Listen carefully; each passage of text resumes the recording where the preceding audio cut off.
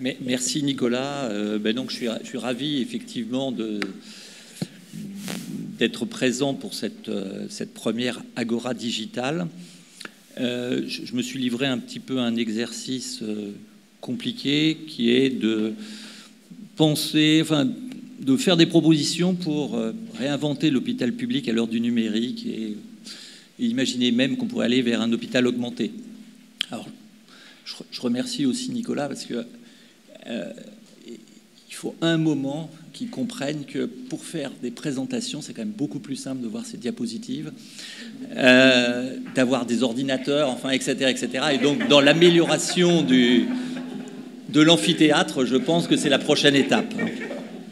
Voilà. La diapo suivante.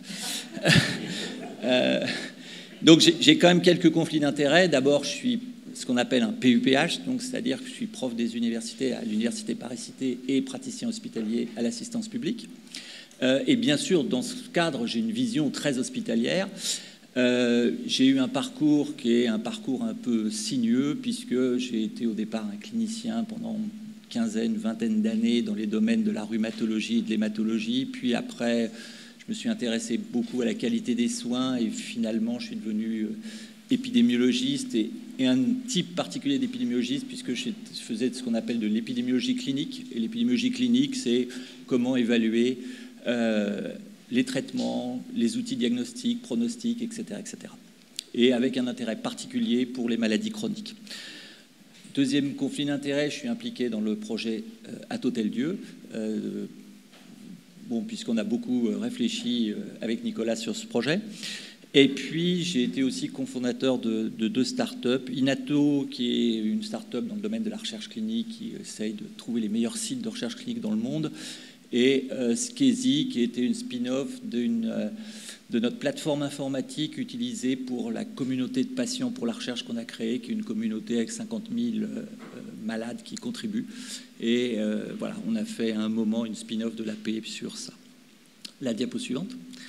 Donc, je vais essayer de discuter un peu le sujet de la transformation digitale du soin. Donc, mon plan, c'est l'intérêt d'abord de cette transformation digitale, les difficultés aussi d'une telle transformation, surtout si on veut la faire rapidement.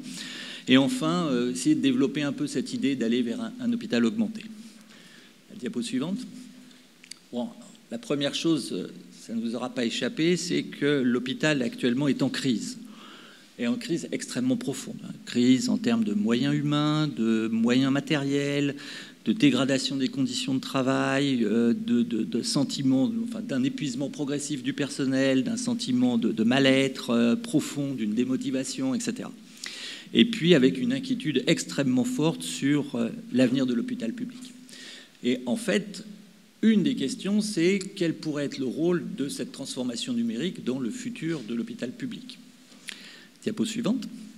Donc, comme vous l'a dit Nicolas Revel, depuis très longtemps, il y a des transformations numériques qui se passent à l'hôpital. Et il y a des transformations numériques, je dirais, classiques dans les domaines les plus variés. La facturation, toutes les fonctions support de l'hôpital, le suivi budgétaire, les prises de rendez-vous en ligne, etc., etc. Donc, il y a énormément de choses qui ont déjà été faites. Mais là, la question, c'est comment on va aborder la transformation digitale du soin, qui est en fait le cœur de métier de l'hôpital, quoi. Donc, on a beaucoup travaillé sur tout ce qui était un peu autour de ce cœur de métier de l'hôpital, mais maintenant, il faut rentrer dans ce cœur de métier, et ça, c'est beaucoup plus compliqué. Diapo suivante. Donc, le développement de la médecine numérique à l'hôpital, c'est extrêmement attendu. Je pense qu'il n'y a personne dans le monde, parmi les experts, qui ne pense pas qu'il y a un potentiel considérable de la médecine numérique dans le soin. En particulier parce que la médecine numérique, ça permet pour un coût faible de collecter des données de surveillance des malades en temps réel, à distance, avec des contraintes relativement minimes pour les patients, et que ça permet des prises de décision à distance. Il y a des progrès absolument considérables dans le domaine de l'intelligence artificielle, du machine learning, etc., dans des domaines variés qui sont aussi bien l'analyse d'images que la création d'algorithmes de prise de décision, mais aussi dans des domaines sur la personnalisation des interventions qui sont moins connus aujourd'hui. Et il y a un contraste extrêmement important entre des attentes considérables dans le domaine et puis un déploiement qui est en fait assez lent. comme l'a dit Nicolas Revel, la crise du Covid a quand même beaucoup changé les choses dans le domaine, puisque ça a été un puissant agent accélérateur de cette transformation. En fait, ce qu'il faut bien prendre en compte, c'est que le problème de la transformation digitale du soin, c'est que ce n'est pas seulement un problème de technologie. Au-delà du problème de technologie, c'est un problème de réinvention d'un modèle de soins. Et réinvention d'un modèle de soins, en particulier pour les malades chroniques. Donc, inventer un nouveau modèle qui pourrait être un modèle centré sur le patient, tirant parti des technologies numériques et permettant d'améliorer la qualité des soins. Et éventuellement de réduire les coûts. Mais forcément, le premier item, c'est d'améliorer la qualité des soins. Alors, une des difficultés, c'est que cette transformation, elle doit aussi s'adapter aux besoins et aux attentes des malades, des soignants, etc. Et il faut bien sûr qu'elle soit, entre guillemets, en lien avec toutes les modifications qu'on vit aujourd'hui. Première modification qu'on vit, et là c'est le côté épidémiologiste qui revient, c'est vraiment la transition épidémiologique vers les maladies chroniques. Aujourd'hui, les maladies chroniques, ça représente 80 à 85% dans tous les pays, y compris dans les pays dits en voie de développement, des décès, de la morbidité et des coûts de la santé. Donc, un impact absolument considérable en dehors des années Covid. Voilà. Deuxième chose, la multimorbidité. C'est-à-dire qu'au-delà d'avoir une maladie chronique, les gens ont plusieurs maladies chroniques. Au moins la moitié des malades atteints de maladies chroniques n'ont pas une maladie chronique, mais plusieurs maladies chroniques. Et plus ils ont un niveau socio-économique faible, plus ils ont un nombre de maladies chroniques élevé. La troisième chose, c'est la médecine fondée sur les preuves. Il y a une accélération absolument considérable des connaissances. Et aujourd'hui, traiter un malade en fonction du meilleur état de la science, c'est beaucoup plus facile à dire qu'à faire, en fait. La synthèse de ces kilotonnes d'articles sortant en permanence en temps réel devient extraordinairement difficile. Il y a aussi un lien médecin-malade qui évolue, bien sûr.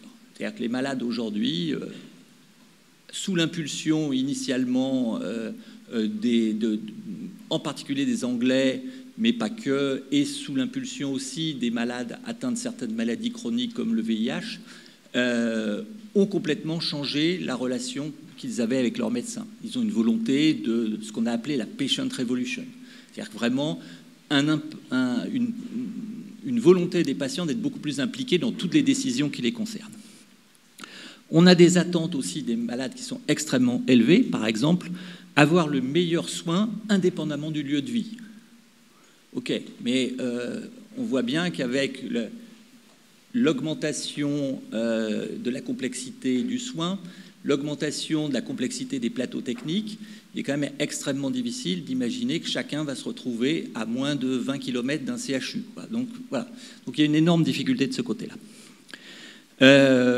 On a des problèmes aussi avec, comme je l'ai dit, l'épuisement des soignants, la surcharge de travail des soignants et la réduction du temps disponible auprès des malades.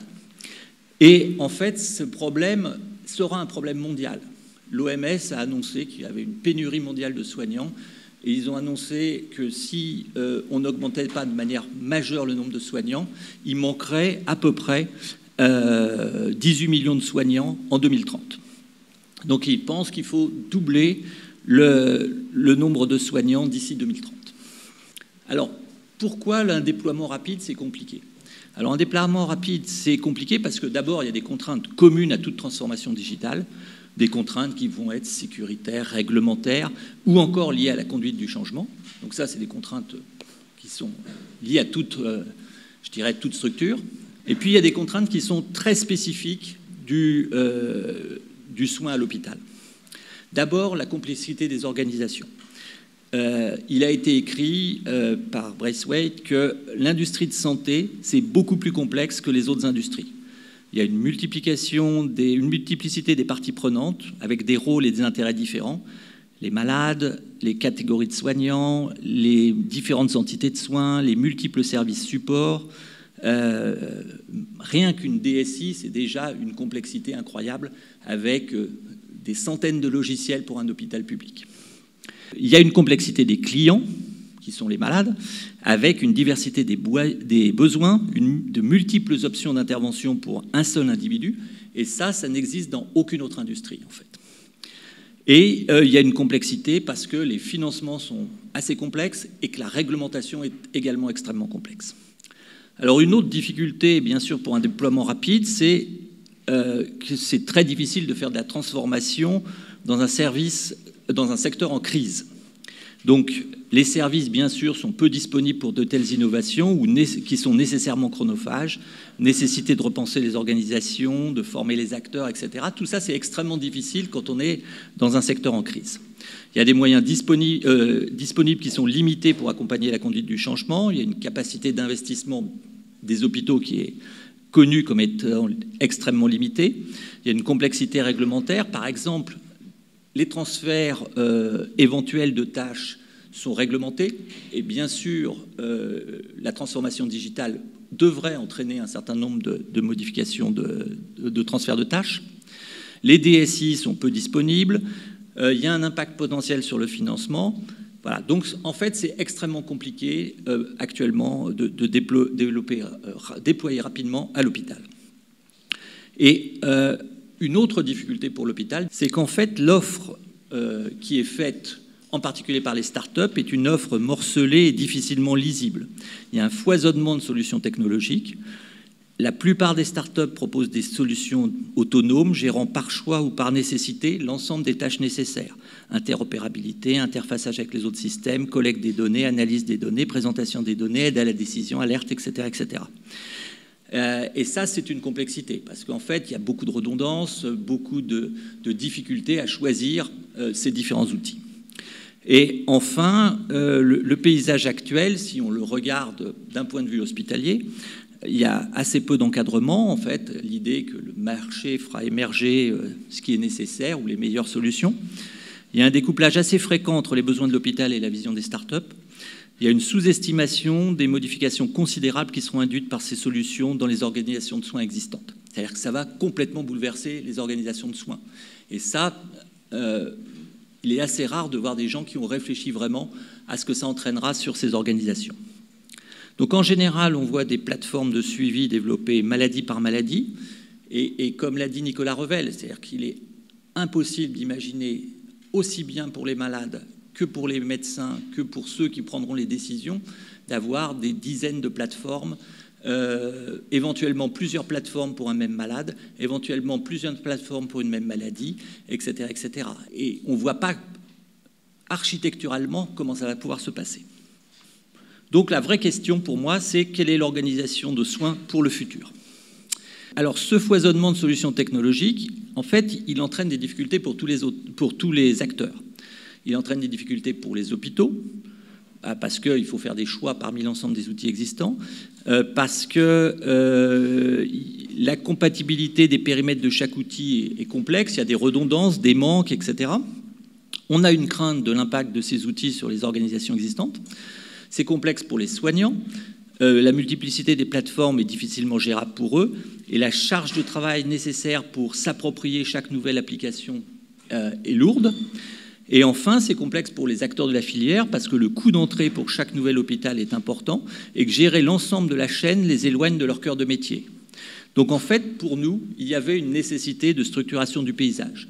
Et Hôtel-Dieu est une première tentative pour structurer une partie du paysage d'un point de vue hospitalier, en fait. Alors cette transformation digitale du soin, je pense que c'est néanmoins le bon timing. Parce que la technologie est mature, les hôpitaux sont prêts à cette transformation profonde. En fait, plus personne ne croit qu'il est possible de revenir à la situation des hôpitaux d'il y a 30 ans. C'est cohérent avec l'évolution des sciences médicales. On a quand même pas mal de données montrant qu'il y a des pertes de chance si non mises en place d'un certain nombre d'outils. C'est cohérent avec les évolutions sociétales. En particulier, ça permet de s'approcher des attentes profondes des malades. C'est cohérent avec les besoins de soins de qualité indépendamment du lieu de vie. Et c'est cohérent avec le déficit de soignants qui se profile partout dans le monde. Alors, c'est le bon timing, mais c'est assez naïf d'imaginer que c'est seulement un problème technologique. C'est au moins autant une nouvelle manière de penser le soin. Cela peut se faire sans moyens... c'est naïf d'imaginer que ça peut se faire sans moyens supplémentaires, parce que forcément, à un moment, on aura une coexistence de l'ancien et du nouveau système qui forcément aura un coût. Cela ne peut pas se faire sans adhésion des soignants. C'est naïf d'imaginer que ça ne nécessitera pas de repenser en profondeur les organisations de soins, à la fois les relations entre professionnels de santé et les patients, les métiers des professionnels de santé.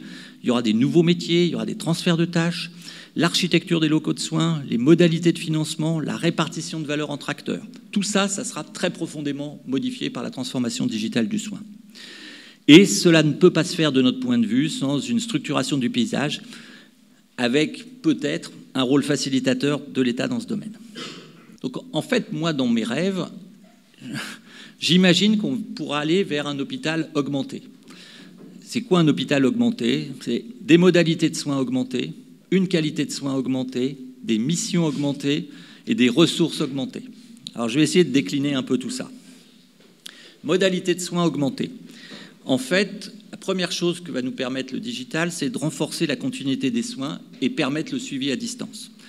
Ça transforme les contacts avec les soignants qui sont aujourd'hui souvent limités à des face-à-face occasionnels, les classiques consultations, en une relation continue mieux adaptée aux besoins, aux attentes du malade. Aujourd'hui, si vous êtes un malade chronique, vous êtes suivi en consultation, par exemple tous les 6 mois, et si vous avez un événement nouveau et que vous voulez consulter plus rapidement ou avoir un contact avec votre médecin, etc., c'est simplement un enfer, quoi.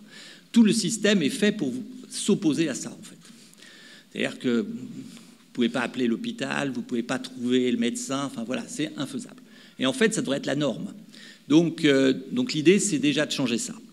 L'autre chose, c'est qu'on pourra proposer pour certains malades une surveillance à distance, hors de l'hôpital, qui est une surveillance en temps réel, continue.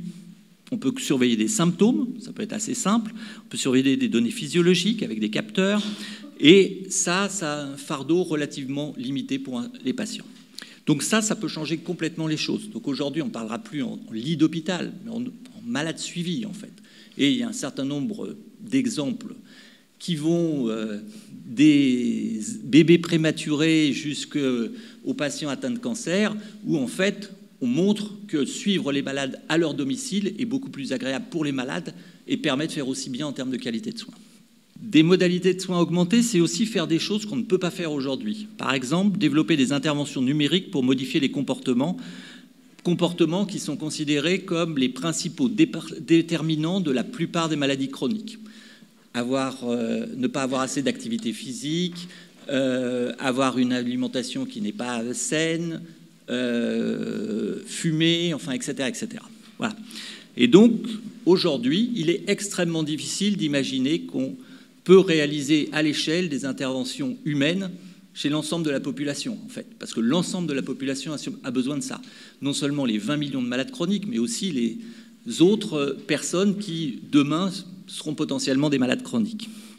Donc, permettre la diffusion à grande échelle et à faible coût d'interventions visant à modifier les comportements, ce que certains appelaient, par exemple à Stanford, la persuasive technologie, c'est un enjeu majeur aujourd'hui. Donc, avec des modalités qui pourraient être des interventions réalisées à distance, en continu, en temps réel, personnalisées lors de leur initiation, puis adaptées au cours du temps en fonction des réactions et des attentes du malade. On peut aussi espérer avoir une qualité des soins augmentée. Par exemple, en réorientant une partie de notre système vers la prévention, en transformant une médecine qui est aujourd'hui surtout réactive en une médecine proactive. Donc, comme ça a été dit également par Nicolas Revel, aujourd'hui, grâce au machine learning, on peut prédire. On peut prédire les aggravations, les rechutes des malades chroniques à un stade souvent infraclinique, avant qu'elles ne nécessitent une hospitalisation. Et bien sûr, on évitera de voir revenir ces malades aux urgences ou en hospitalisation, etc. La qualité des soins augmentés, ça peut être aussi d'aider à réduire la fracture sanitaire territoriale, faciliter un accès distanciel à l'expertise. Et cette absence d'accès est une des inégalités les plus importantes de soins aujourd'hui. Et apporter des outils d'aide à la décision dans des sites où le niveau d'expertise ou la disponibilité des experts est moindre. Donc, on pourrait imaginer avoir des missions augmentées pour l'hôpital, un hôpital renforcé dans son rôle territorial et dans son rôle de recours et d'expertise, Un hôpital qui construit ou participe à construire des plateformes et des algorithmes qui auront vocation à être accessibles à d'autres acteurs du soin. Un hôpital devenant un acteur majeur de la prévention. Un hôpital impliqué dans la formation numérique des soignants. Certains expliquent, par exemple, qu'il va falloir former l'ensemble des soignants d'ici 2025 ou 2030 au numérique. Et ça va... Enfin, voilà, c'est une tâche absolument considérable. Enfin, ça peut être également des ressources augmentées, avec une diversification des ressources hospitalières liées éventuellement à l'expertise, à la formation continue, à la valorisation des données et bien sûr potentiellement à des partenariats publics-privés pour la réalisation de plateformes ou le développement d'algorithmes. En fait, si on veut faire ça, bien sûr, il faudra aussi penser à de nouveaux modèles de relations entre hôpital et start-up, des modèles qui sont à définir, donc des partenariats publics-privés équilibrés et à bénéfice mutuel, avec des nouvelles modalités, par exemple, de partage de valeurs, en particulier en ce qui concerne les données, les algorithmes, et des apports possibles qui, à mon avis, permettent d'accélérer la croissance d'un certain nombre de start-up. Par exemple, on peut assez facilement, quand on est un grand hôpital public comme l'assistance publique, aider à permettre d'avoir des avis d'utilisateurs beaucoup plus nombreux à la phase de conception, faire des cas d'usage à large échelle, faire des évaluations cliniques rigoureuses à coût moindre, et enfin avoir un accès éventuel à des données. Et pour moi, les hôpitaux sont en fait les vrais géants de la donnée de santé aujourd'hui. Je vous remercie.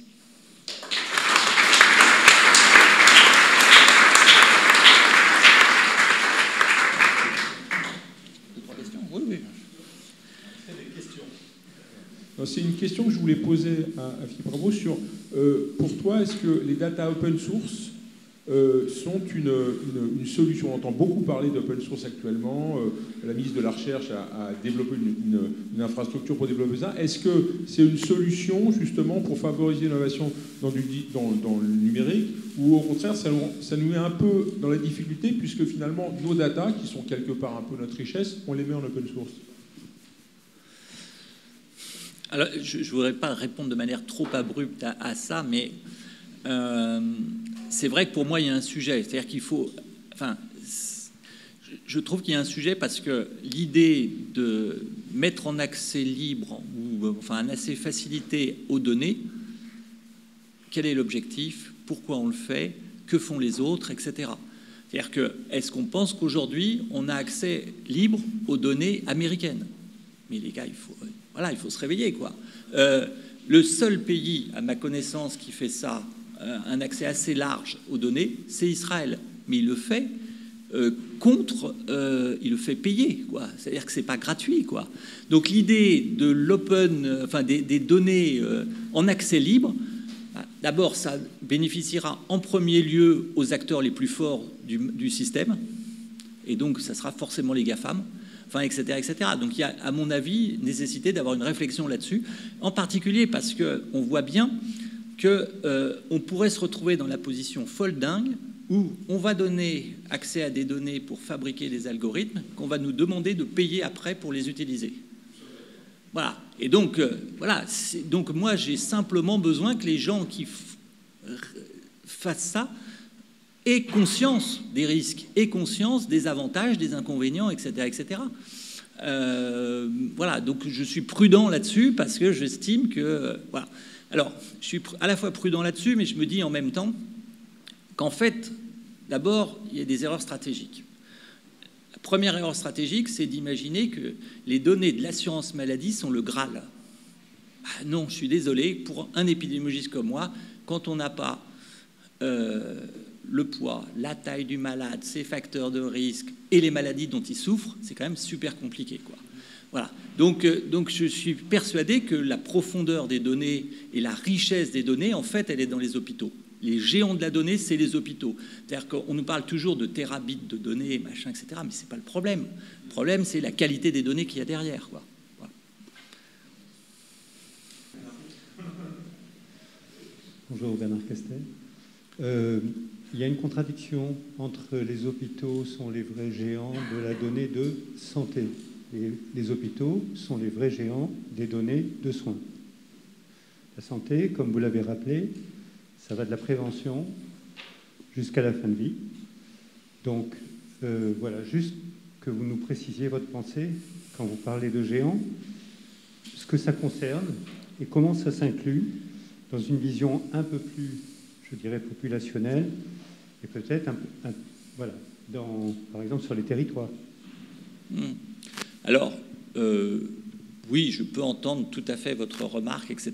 C'est vrai que dans mon esprit, en fait, je fonctionnais à l'inverse. C'est-à-dire qu'effectivement, la vision Health Data Hub, c'est on a les données de l'assurance maladie, on va les lier aux données des hôpitaux.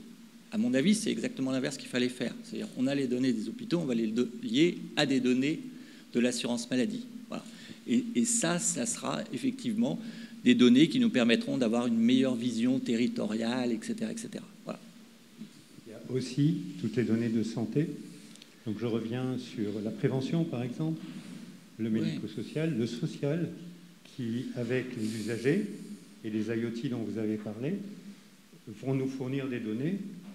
Comment on va, à côté des géants que sont les hôpitaux, c'est une réalité des territoires. Ouais. Comment, selon vous, on peut faire? Alors, on essaye d'approcher aussi cette vision. Par exemple, dans notre communauté de patients pour la recherche, Compare, qui est une communauté de 50 000 malades qui sont répartis dans toute la France, en fait, beaucoup de ces informations sont aussi des informations qui peuvent être transmises par les malades eux-mêmes. Donc, en fait, c'est vrai que plus on a de sources de données de nature différente, meilleure sera bien sûr l'analyse qu'on pourra en faire.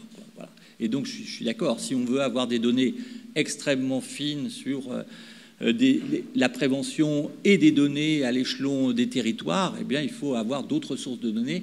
La difficulté, si vous voulez, c'est qu'on n'est pas dans les pays nordiques aujourd'hui. Dans les pays nordiques, ils n'ont pas de problème, ils ont des bases de données, ils ont le droit de lier ces bases de données, etc. etc. Nous, on est plutôt dans un système exactement à l'inverse, où lier des bases de données est une problématique. Alors, par contre, je peux vous donner ma réponse habituelle aussi pour ça, qui est de dire, en fait, une des grandes difficultés sur l'ouverture de ces données ou le partage de ces données, etc., c'est d'avoir aussi une réflexion sur les bénéfices et les risques. J'aime bien l'attitude de l'Académie des sciences américaines qui avait demandé un rapport et qui avait dit, au-delà des risques du partage de données, qui existent toujours, parce que dès qu'on fait quelque chose, il y a un risque, quels sont les risques de l'absence de partage? Voilà, donc je pense qu'on peut se poser un certain nombre de questions autour de ça. Mais je crois que je ne suis pas sûr qu'on y répondra aujourd'hui. Merci. Une petite question. Je suis tout à fait d'accord avec le modèle que vous présentez, mais j'ai l'impression qu'il manque un peu l'intégration de toute la médecine de ville. Comment est-ce que ce serait intégré? Parce qu'effectivement, il y a beaucoup de soignants, notamment à former, comme vous dites, sur le numérique, mais il y a beaucoup de praticiens en ville qui pourraient être intéressés. Là, je n'étais pas vue dedans dans votre présentation.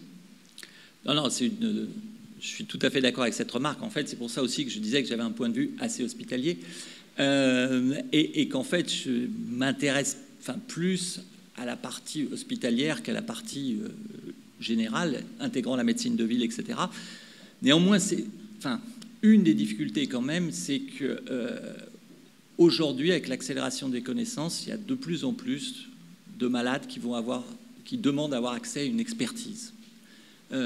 Par exemple, quand on fait des enquêtes sur les malades chroniques et qu'on s'intéresse par exemple à l'endométriose, les femmes atteintes d'endométriose disent plus « je veux voir un gynécologue », elles disent « je veux voir un spécialiste de l'endométriose ».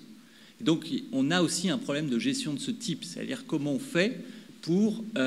alors je pense que demain, il faudra trouver des moyens pour, entre guillemets, repenser les soins primaires, les soins secondaires, les soins tertiaires et cette architecture qui va être complètement bouleversée, de mon point de vue, par le numérique, avec peut-être une augmentation des médecins sur un certain nombre de sujets, etc., etc.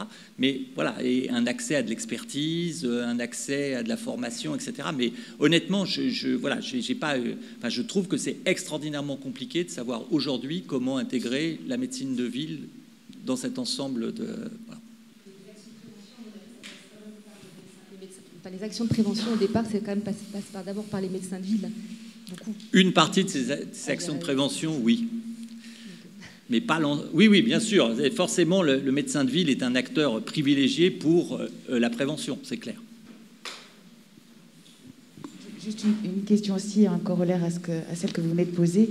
La question qui se pose, c'est vraiment la question de la coordination. On voit bien que les patients, à vue du patient, demandent de plus en plus de spécialisation. On a tendance à aller voir effectivement les spécialistes, mais on a de plus en plus aussi de malades polypathologiques. Et la question qu'on se pose quand on est patient ou aidant, c'est comment faire en sorte que le médecin traitant, qui selon le système de santé aujourd'hui, le coordinateur, celui qui a la vision hélicoptère, fonctionne en coordination plus forte avec ses spécialistes de l'hôpital. Je suis entièrement d'accord avec ça. Mais tout ça, c'est à construire, quoi. C'est à réfléchir, à construire, etc. Sachant qu'en plus, une énorme difficulté dans cette construction, c'est que le réseau qui se trouve autour du malade, d'accord, avec son médecin traitant, des médecins éventuellement spécialistes de ville, des médecins hospitaliers, etc., est différent pour chaque malade. Premièrement, et deuxièmement, évolue en permanence au cours du temps. Donc voilà, je veux dire, tout ça, c'est à construire. Lise Rochex, chez Aerospinomics, merci beaucoup pour cette présentation. Le directeur général évoquait en premier point l'importance de l'évaluation. Et j'ai bien vu, Philippe, que pour sortir du puzzle et aller vers le parcours, il y a une étape fondamentale qui est celle de l'évaluation clinique. Et en fait, la question que je voulais vous poser, c'est quelle est la place de l'évaluation globale, plus large, du point de vue de la collectivité dans ce projet à tout tel lieu, pour aller de l'évaluation clinique à la valeur pour la collectivité de cet ensemble d'innovation. Merci beaucoup. Merci de ta question, Lise, mais je ne sais pas y répondre. C'est-à-dire que déjà, je ne sais pas répondre à la question de l'évaluation clinique. J'ai l'habitude de dire que, enfin voilà, on sait à peu près évaluer un médicament et encore, et on en produit 50 par an dans le monde. Des solutions digitales ou autres, il y en aura énormément, et en plus, ces solutions sont intégrées dans des organisations de soins. Donc, est-ce que c'est la solution qu'on évalue? Est-ce que c'est l'organisation de soins? Et effectivement, il y a des intérêts individuels, des intérêts collectifs. Enfin, il y a différents niveaux d'évaluation possibles. Donc, c'est horriblement compliqué. Et c'est pareil. Je pense qu'il faut... c'est un sujet de recherche aujourd'hui. Juste, j'ai oublié de dire en fait que James Robinson, qui intervient dans le cadre de l'Agora aujourd'hui, évoquera entre autres la difficulté aux États-Unis de passer pour le financement des startups qui sont retenues de 2500 à 20 projets. Et donc, il nous faut définir malgré tout des indicateurs, bien sûr, pour prioriser ces projets. J'avais une dernière question, c'était aussi pour les startups. En fait, comment vous voyez je dirais l'intégration? Vous voyez des projets, vous dites bon, il va falloir intégrer. Comment est-ce que vous allez gérer, je dirais, l'expérimentation qui va permettre d'aller de l'avant et de faire avancer ce vivier qui, sans expérimentation et sans soutien, sinon va s'étioler et disparaître? Alors, je dirais qu'il y a plusieurs temps. C'est-à-dire, il y a un premier temps, c'est déjà de fonctionner avec les 5 startups existantes. Et on a déjà besoin de se poser un petit peu pour déjà bien progresser dans ce sens. Mais que l'étape suivante, effectivement, ça sera de réfléchir à quels sont les besoins additionnels qui ne sont pas remplis actuellement et pour lesquels on aura besoin d'acteurs supplémentaires. Et ça se fera très progressivement, je pense. Et alors après, en termes d'expérimentation, oui, je ne sais pas trop non plus quoi répondre. C'est-à-dire que les problèmes d'expérimentation, c'est que rapidement, enfin d'abord, l'expérimentation, ça peut coûter rapidement assez cher, enfin, et puis que je ne sais pas exactement ce que vous entendez par là, quoi. C'est-à-dire, qu'est-ce que vous dites expérimentation, c'est-à-dire inviter de nouveaux acteurs ou inviter de nouveaux acteurs et évaluer leur rapport. Enfin, voilà, je ne suis pas au clair là-dessus. Nous, on a développé des tests cognitifs numériques qui fonctionnent, voilà. Et aujourd'hui, j'ai du mal, en tant que DG de la boîte, à faire la connexion avec des acteurs publics, alors qu'on a une solution qui, aujourd'hui, dans la période de crise de santé mentale, devrait intéresser, d'évaluer l'état de la santé mentale des gens avec des choses qui, aujourd'hui, on est en train de démontrer que c'est des biomarqueurs. Et voilà, je n'ai pas encore trouvé les interlocuteurs en face. Okay. Alors, sans refaire mon message publicitaire, mais vous l'aurez compris, c'est l'objet et de ces journées et de ce qu'on lance que d'essayer de construire des points d'entrée. Je pense qu'il faut aussi avoir à l'esprit, c'est important parce que on est dans des logiques de partage aussi, d'expérience, de partage de vision. Hein. Aujourd'hui, il faut que vous ayez conscience d'une chose, et je pense que ces 2 journées vont le montrer, ce que Klein Blue fera dans un instant aussi. Il y a un volume de sollicitation des services de soins par des startups qui est absolument incroyable. C'est une très bonne nouvelle, d'abord. Et c'est aussi le fruit de tous les projets que vous avez lancés, du dynamisme global. Les politiques gouvernementales vont encore accroître ça.